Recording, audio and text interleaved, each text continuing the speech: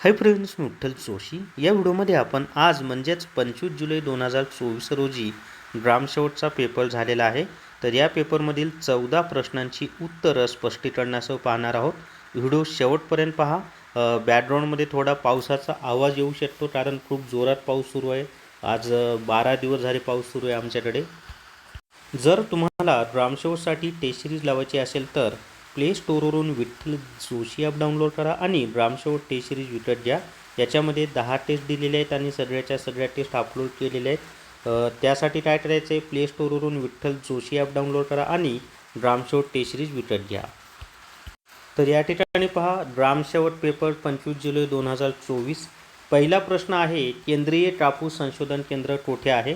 तर केंद्रीय कापूस संशोधन केंद्र नागपूर या ठिकाणी आहे. आपत्ती व्यवस्थापन कायदा केव्हा झालेला आहे? तर आपत्ती व्यवस्थापन कायदा हा सन 2005 या साली झालेला आहे. आपत्ती व्यवस्थापनावर मी एक लाईव्ह लेक्चर घेतलं होतं, त्यातला जशास तसा आलेला प्रश्न या. मेंढीची जात कोणती? आता मेंढीच्या बऱ्याच जाती आहेत, त्यापैकी 2 जाती आहेत पहा, लोही, बिकानेरी. बिकानेरी ही लोकरीसाठी प्रसिद्ध असलेली जात आहे. बऱ्याच जाती आहेत. भारतात किती कृषी हवामान विभाग आहेत? तर भारतामध्ये एकूण 15 कृषी हवामान विभाग आहेत आणि महाराष्ट्रामध्ये 9 कृषी हवामान विभाग आहेत. आणि भारतामध्ये जे 15 कृषी हवामान विभाग आहेत की नाही, त्यापैकी 3 कृषी हवामान विभाग हे महाराष्ट्रामध्ये आहेत. पशुगणना किती वर्षांनी होते? तर पशुगणना ही दर 5 वर्षांनी केली जाते. पशुगणना ही दर 5 वर्षांनी होते आणि जी पक्षी गणना आहे ती दर 10 वर्षांनी होते आणि मानवाची लोकसंख्या गणनासुद्धा दर 10 वर्षांनी होते. समुदाय विकास कार्यक्रम, आता त्याच्यावर काय प्रश्न होता ते माहीत नाही, पण या ठिकाणी मी समुदाय विकास कार्यक्रम कधी सुरू झाला त्याची माहिती दिलेली आहे. तर समुदाय विकास कार्यक्रम 2 ऑक्टोबर 1952 या दिवशी सुरू झालेला आहे.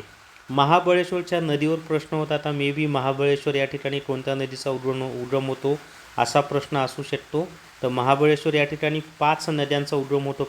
त्या नद्यांची नावं आहेत कृष्णा, वेण्णा, कोयना, सावित्री व गायत्री. ह्या त्या 5 नद्या आहेत ज्या की महाबळेश्वर या ठिकाणी उगम पावतात. पुढचा प्रश्न आहे, सत्यशोधक समाजाची स्थापना. आता त्याच्यामध्ये नेमका काय प्रश्न होता माहीत नाही, म्हणून मी सगळीच माहिती दिली. तर सत्यशोधक समाजाची स्थापना महात्मा ज्योतिबा फुले यांनी केलेली आहे. कधी झालेली आहे स्थापना? तर 24 सप्टेंबर 1873 या दिवशी झालेली आहे. कुठे झालेली आहे? तर पुणे या ठिकाणी झालेली आहे. त्याच्यानंतर प्रमाणित बियाणे यावर एक प्रश्न विचारलेला होता. फळांच्या जातीबद्दल एक प्रश्न विचारला होता. माहितीच्या अधिकारावर एक प्रश्न विचारला होता. त्यानंतर कृषी विद्यापीठावर एक प्रश्न विचारला होता. छत्रपती शिवाजी महाराज यांच्या गडावरती एक प्रश्न विचारला होता आणि ठाणे महानगरपालिकेवर एक प्रश्न विचारलेला होता. तर अशा पद्धतीनं हे प्रश्न विचारलेले होते.